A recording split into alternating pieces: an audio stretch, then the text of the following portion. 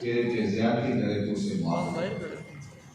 اگر زندگی کا یہ اسلوب ہم اختیار کر لیتے ہیں تو معاشرہ ٹوٹنے کی بجائے معاشرہ جڑنا شروع ہو جاتا ہے۔ ایک سالم معاشرت کی بنیاد یہ تین چیزیں، ورنہ اگر ہم بدلہ لینے پہ تل جائیں اور لوگوں کے رویے کے مطابق ہی ان کے ساتھ رد عمل پیش کریں تو پھر بھائی بھائی سے ٹوٹ جائے گا اور یہ معاشرہ ہی نہیں رہے گا۔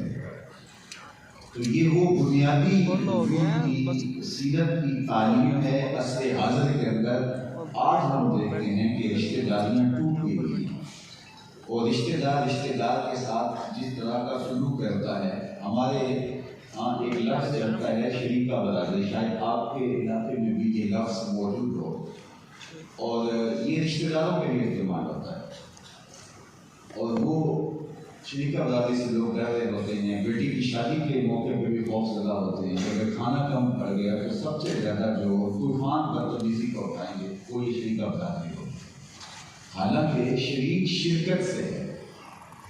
حضرت سیدہ زینب سلام اللہ علیہ کے لیے ایک لفظ استعمال ہوتا ہے، اگر کربلا کی آپ تاریخ پڑھیں، شریکہ الحسین، حضرت امام حسین رضی اللہ تعالیٰ عنہ کی شریکہ۔ اسی طرح بیوی کے لیے شریکہ حیات کا لفظ استعمال ہوتا ہے۔ تو شریک یا شریکہ یہ تو شرکت کے معنی میں ہے، دکھ درد کے ساجی ہو گئے۔ ہمارے فقہاء نے لکھا اگر کسی سے قتل ہو جائے تو قتل عمد ہو تو لازمی طور پہ قصاص ہوگا، اور اگر دیت کی نوبت آئے تو وہ اس قابل نہ ہو کہ وہ دیت دے کے اپنی جان بچا سکے تو پھر اتنی بڑی رقم کون ادا کرے گا؟ تو کہا کہ یہی شریکہ برادری جس کو ہم شریکہ برادری کہتے ہیں، یہ پھر مدد کریں گے اس کی اور اس کی جان چھڑائیں گے۔ کیوں؟ اس لیے کہ اس کے شریک ہیں۔ اور ہم نے شریکہ برادری کا مفہوم اور نکال لیا اور مفہوم ارتھ کر لیا، اور جس کا نتیجہ کیا ہوا کہ یہ ایک دشمنی کا روپ بن کے ہمارے سامنے آ گیا، جبکہ یہ دکھ درد کے ساجی ہے۔ یہ تکلیف میں سب سے پہلے آپ کی ڈھارس بنانے والے یہی لوگ۔ تو اگر ہر میرے ساتھ جو رویہ کوئی اختیار کیے ہوئے ہے میں بھی وہی رویہ اختیار کروں گا تو پھر فاصلے بڑھتے چلے جائیں گے اور معاشرہ تشدد کا اختلاف کا شکار ہو جائے گا۔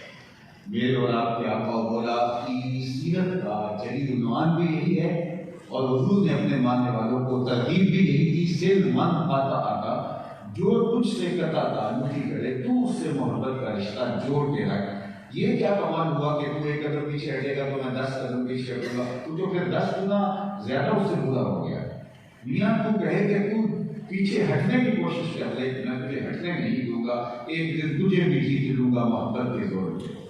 تو یہ ہے حضور علیہ السلام کا اسلوب سیرت، اور آقا کریم کی سیرت سے وہ نور لے کر کے ہم اپنی زندگیوں کے اندر رشتہ داریوں کے ساتھ اچھا سلوک کر سکتے ہیں۔ مجھے آپ اگر پوچھیں کہ سب سے افضل صدقہ کون سا ہے تو میں سیرت طیبہ کی روشنی میں آپ کو جواب دوں گا کہ سب سے افضل، اشرف اور اعلیٰ صدقہ وہ ہے جو ناراض ضرورت مند رشتے دار کو دیا جائے۔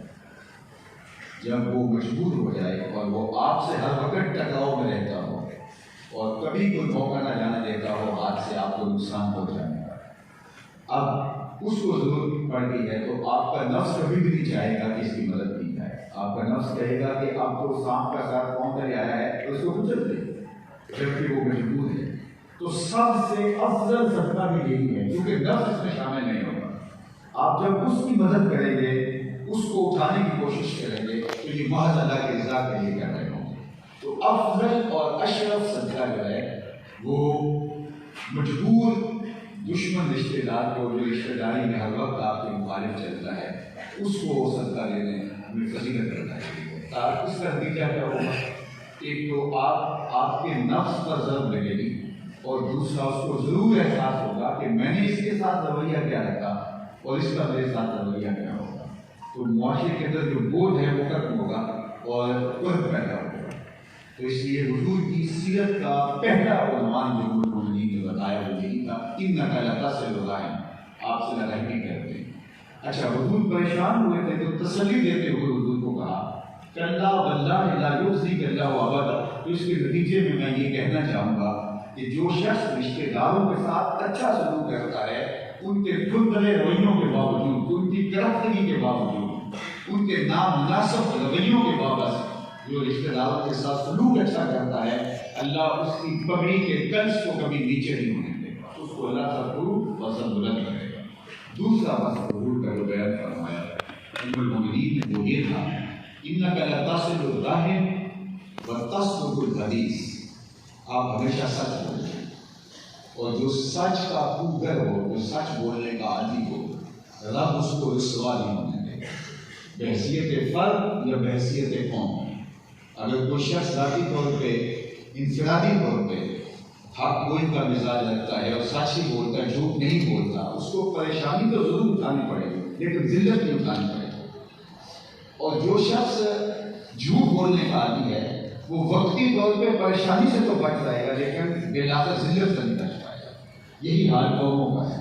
قومیں جب اپنے اس اجتماعی مزاج کے اندر جھوٹ شامل کر لیتی ہیں تو وہ قومیں ذلت سے نہیں بچ سکتی، اور اگر وہ اپنے مزاج کے اندر سچ کو شامل کر دیتی ہیں تو وہ سرفروغ اور کامیاب اور سربلند ہوتی ہیں۔ آپ کے سامنے جاپان کی مثال ہوتی ہے۔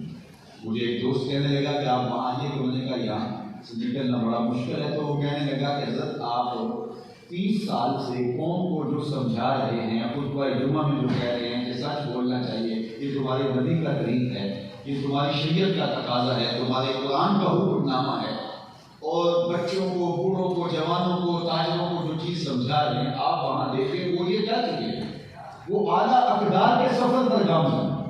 ہم ابھی تک پاکستان بنے کو 70 سال سے زیادہ عرصہ ہو گیا ہے، کون صدی ہو گئی ہے پاکستان کو جو ہے وہ بنے ہوئے، اور ابھی تک ہم یہ طے کر رہے ہیں کہ جناب یہ کرنا چاہیے، اور دنیا وہ اقدار حاصل کر کے آگے کے سفر کی طرف گامزن۔